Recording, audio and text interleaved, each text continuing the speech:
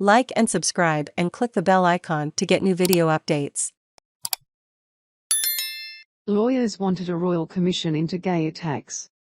An inquiry is not the same. April 16, 2022, 5.00 Save login, register or subscribe to save articles for later.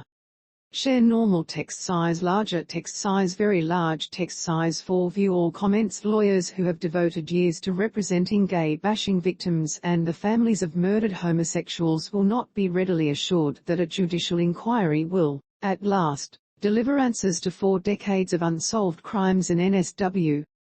They pressed for a royal commission. The NSW government has granted a special commission of inquiry. The distinction is important. The inquiry will look into suspected gay bashing deaths over the past 4 decades. Credit, stock. Under the Special Commissions of Inquiry Act, the Commissioner is required to disregard evidence that would be unlikely to be admissible in a court, whether in civil or criminal proceedings. A Royal Commissioner, on the other hand, could go fishing and consider the likes of tip-offs and hearsay to see whether this might lead to something more concrete, evidence which, with further exploration, might one day become admissible. Many will take heart from Justice John Sacker's appointment, though his task is colossal.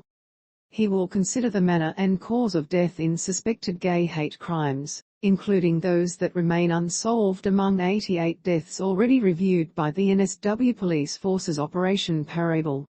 He has until June 2023, just over a year, to report.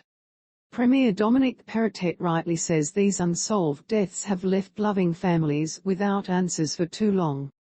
Can the Sacker inquiry reasonably be expected to provide concrete answers, such as evidence that might lead to prosecutions, in this time frame? How much of that time might be devoted to cases that are most likely to yield results? Might there be special attention, for instance, regarding the death of William Rooney, which was written off as a drunken fall in a Wollongong lane in 1986, although some local detectives believed his killer was a man convicted of sadistic attacks on 12 other men. One of those 12 told police that his assailant had said, "I'll kill you like I did the other poofter in the laneway." This raises another point. It seems this inquiry will focus entirely on the dead. That might seem reasonable, given the horrific numbers, but many gay hate-bashing victims are still living, and they want answers. They include Alan Rosendale, who was hounded from a gay beat in Moore Park in 1989 by 4 men wielding sticks and beaten unconscious.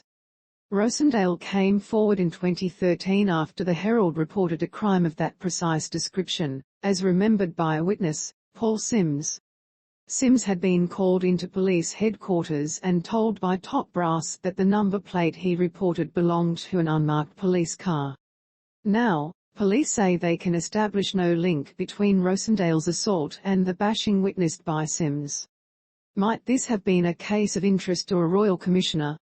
The Morning Edition newsletter is our guide to the day's most important and interesting stories, analysis and insights.